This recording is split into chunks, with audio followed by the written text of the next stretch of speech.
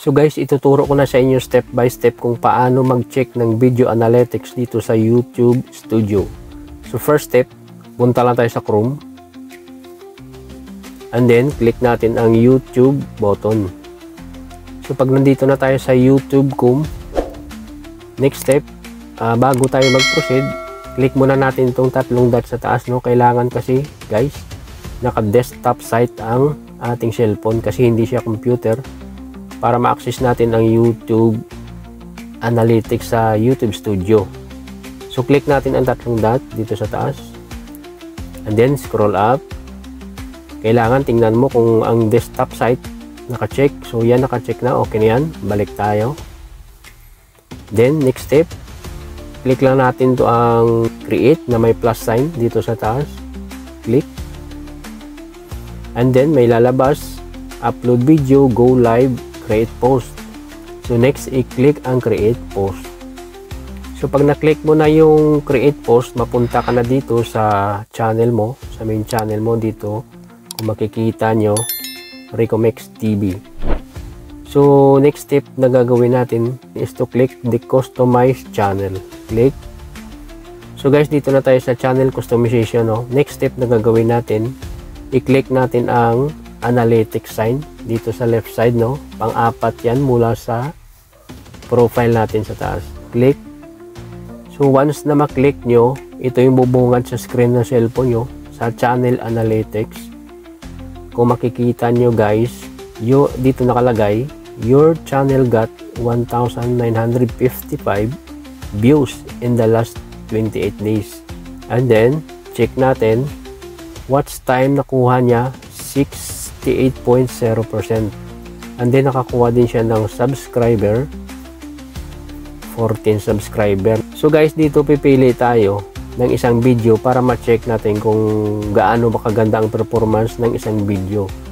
So dito sa taas mamili tayo, i-click natin tong paano mag-download ng free copyright music sa YouTube library. Sample, click. So guys, ito sa overview nakalagay, no, this video has gotten 4,905 views since it was published. Watch time hours 168.5. Subscriber 35. So dito sa check natin sa baba, dito sa average view duration. Average percentage viewed is 35.5%. So yung time duration niya is 2 minutes and 3 seconds. Yun ang haba ng pinanood. So nandyan din, no, may real time din yan kung gusto niyo makikita. Real time yan. So check pa natin sa reach, no, sa source traffic kung maganda bang performance nito. Click ang reach. So dito sa reach makikita natin, no, how viewers find this video. So saan ba pinanood ang video na to? Dito kung makikita nyo, i-zoom ko lang. Suggested videos 77.1%. Suggested ni YouTube yan, ha. Sa browse features 12.0%. Sa YouTube search 4.7%. Other YouTube features 3.6%. Direct or unknown 1.9%. And others 0.7%. So yan yung mga average ng niya, no, yung views sa traffic source. Dito i-scroll up pa natin, no, dito sa baba, check natin dito sa external sites or apps.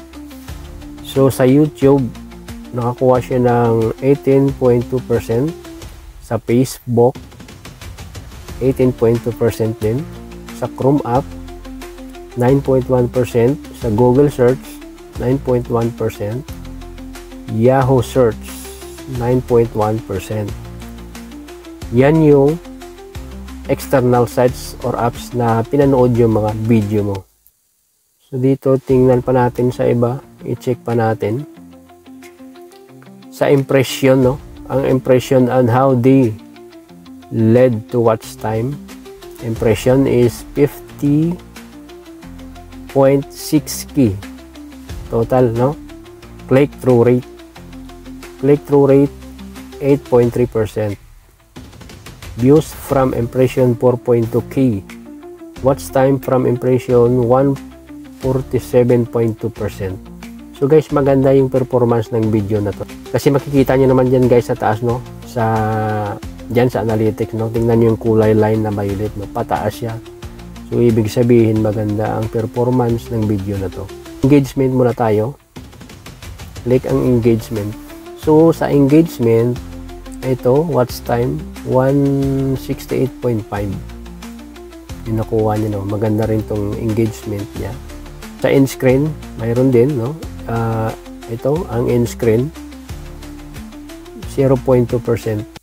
Ito yung sa huling video na nagkiklik sila. Ito naman sa likes versus dislike is 97.9%.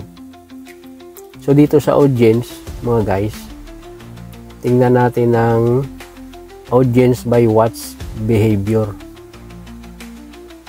So dito, sa mobile phone, ang nanood is 93.1%, sa computer 3.8%, tablet 1.7%, TV 1.3%.